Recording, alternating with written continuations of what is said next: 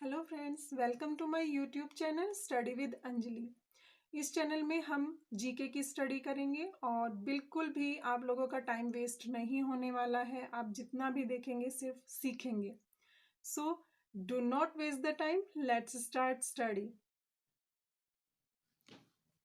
Friends, आज का हमारा टॉपिक है भारतीय संविधान। जो हमारी पॉलिटिकल साइंस जो हमारा सब्जेक्ट है उसका फर्स्ट टॉपिक है।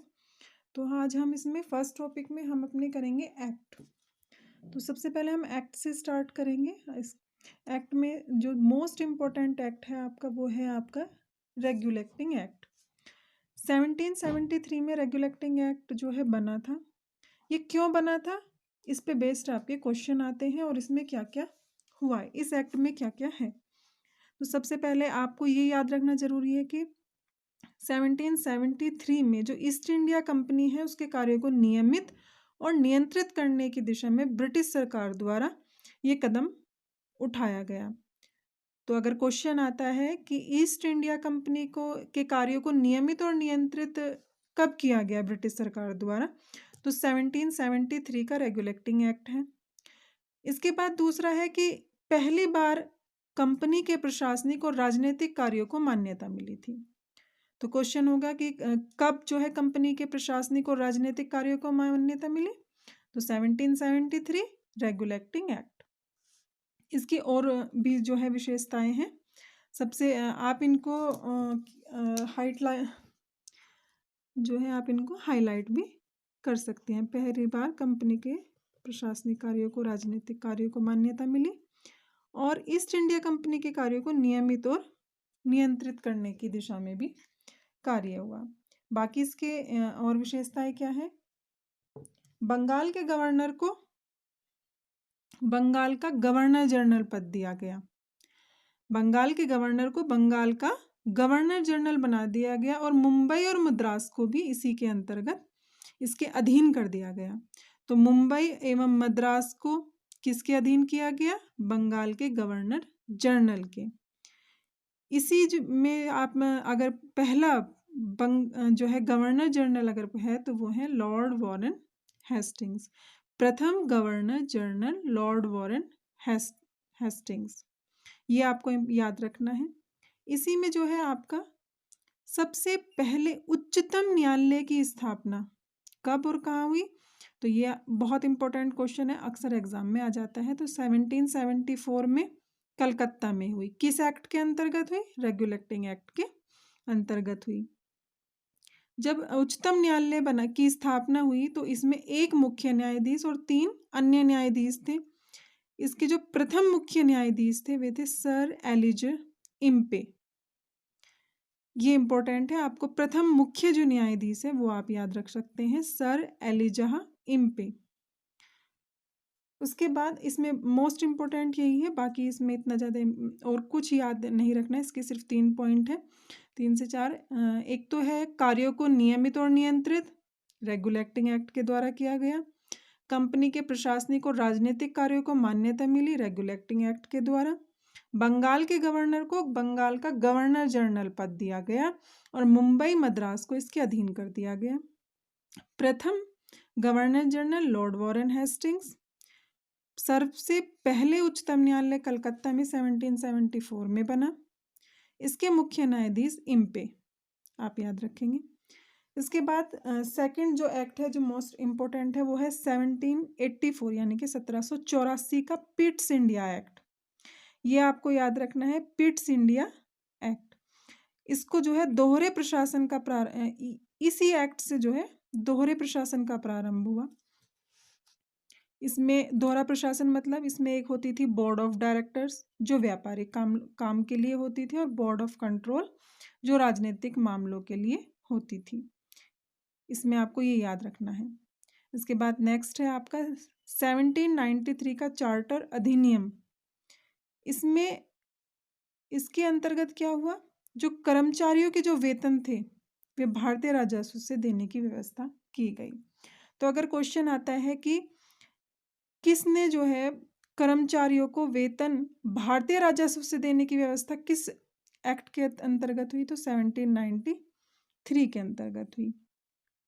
अब नेक्स्ट है आपका 1813 का चार्टर अधिनियम। ये इम्पोर्टेंट है, जो आपको याद रखना है कि 1813 का चार्टर अधिनियम इसमें इसकी मुख्य विशेषताएं क्या है? इसमें कंपनी के अधिकार को 20 वर्ष के लिए और बढ़ा दिया गया।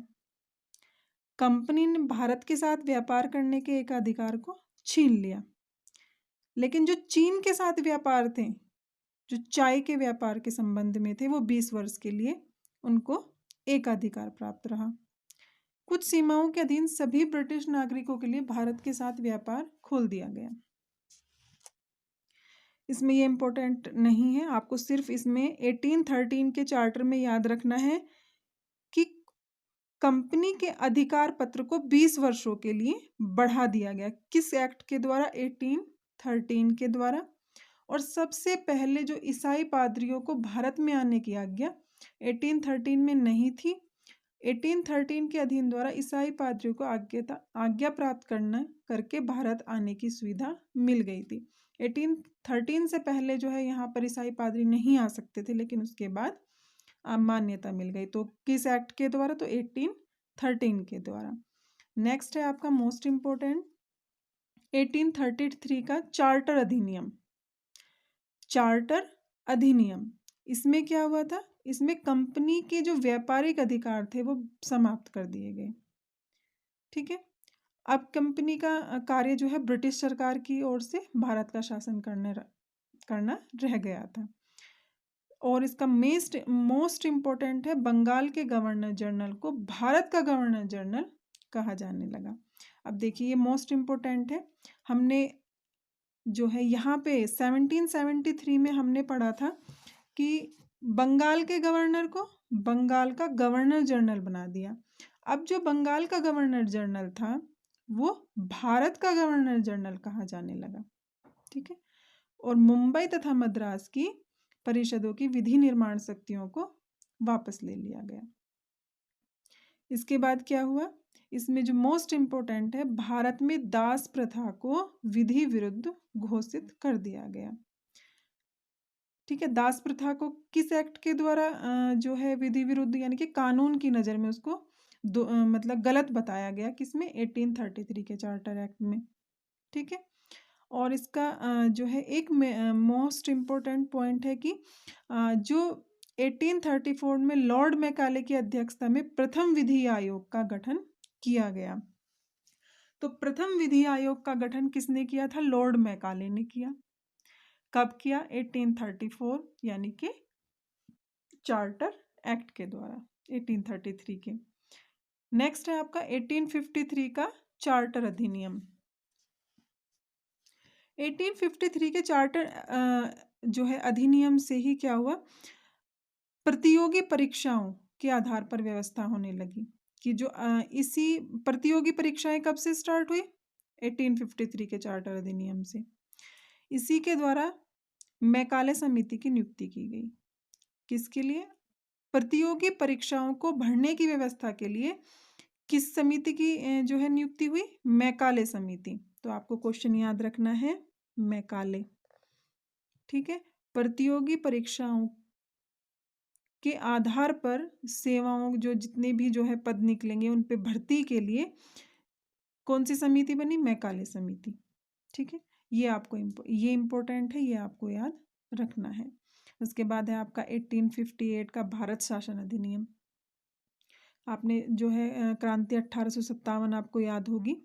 तो 1857 के बाद जब वो क्रांति इतनी बड़ी हुई, उससे जो है अंग्रेज भी थोड़ा सा डर गए। तो उसके बाद 1858 आप इसको याद रखेंगे तो इसका नाम भारत शासन अधिनियम याद रहेगा। इस अधिनियम की विशेषता क्या रही? इसमें जो है भारत का जो शासन था वो कंपनी से लेकर ब्रिटिश क्राउन के हाथों में सौंप दिया गया। यानी कि क्रांति 1857 के बाद जो ब्रिटिश सरकार जो क्राउन था वहाँ पे क्या रानी राजा रानी का जो है शासन होता था उस समय में। तो जो क्राउन उसको बोला जाता था, तो उसने क्या किया? कंपनी से कहा कि आप नहीं, अब मैं संभालूंगी। तो एक तो ये इम्पोर्टेंट है। दूसरा है भारत में जो मंत्री परिषद की व्यवस्था की गई। भारत में मंत्री पद की व्यवस्था 1858 के द्वारा। इसमें 15 सदस्य भारत परिषद का सर्जन हुआ। कितने सदस्य थे? 15। 8 सदस्य इसमें ब्रिटिश सरकार के और 7 सदस्य कंपनी के निर्देशन मंडल द्वारा। इसमें एक इम्पोर्टेंट पॉइंट है कि इस अधिनियम के द्वारा बोर्ड ऑफ डायरेक्टर तथा बोर्ड ऑफ कंट्रोल को समाप्त कर दिया गया। बोर्ड ऑफ डायरेक्टर और बोर्ड ऑफ कंट्रोल क्या थे? जो आपने दोहरे यहाँ पे पढ़े थे, दोहरे प्रशासन में 1784 में जो पिट्स इंडिया एक्ट में जो दोहरा शासन प्रशासन था, बोर्ड ऑफ डायरेक्टर और बोर्ड ऑफ कंट्रोल, वो इसमें समाप्त कर दिया गया 1858 में। ठीक है। और मुगल सम्राट के पद को समाप्त कर दिया गया। इस अधिनियम के द्वारा बोर्ड ऑफ डायरेक्टर और बोर्ड ऑफ कंट्रोल समाप्त हो गए। भारत में शासन संचालन के लिए ब्रिटिश मंत्रिमंडल में एक सदस्य के रूप में भारत के राज्य सचिव यानी कि secretary of state for India की नियुक्ति की गई। ठीक है। उसके बाद भारत के जो गवर्नर जनरल का नाम बदलकर वाइसराय कर दिया गया। अब देखिए इसमें 3 ट्विस्ट आ चुके हैं।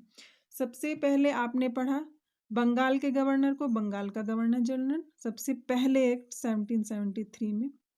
उसके बाद 1833 में बंगाल के गवर्नर जनरल को भारत का गवर्नर जनरल बना दिया 1833 में। और उसके बाद भी आप क्या देखेंगे 1857 में अब भारत के गवर्नर जनरल का नाम बदल कर क्या हो गया? वाइसराय हो गया। तो ये आपको याद रखना है। और इसके गवर्नर जनरल लॉर्ड कैनिंग अंतिम गवर्नर जनरल और प्रथम वाइसराय। भाई अंतिम कैसे हुए? क्योंकि उस पद का गवर्नर जनरल, क्योंकि वो गवर्नर जनरल का पद ही समाप्त हो गया तो अंतिम हो गए। और उस टाइम वो पद पर थे और वाइसराय जो है उसका नाम बदल कर हो गया तो वो प्रथम वाइसराय बन गए। तो ये है आपका 1858 भारत शासन अधिनियम जो कि काफ़ी इम्पोर्टेंट है। इसमें आपको ये कुछ पॉइंट्स हैं याद रखने हैं। अगर आप एक बार में आपको याद नहीं होते तो आप वीडियो को 2 बार भी देख सकते हैं।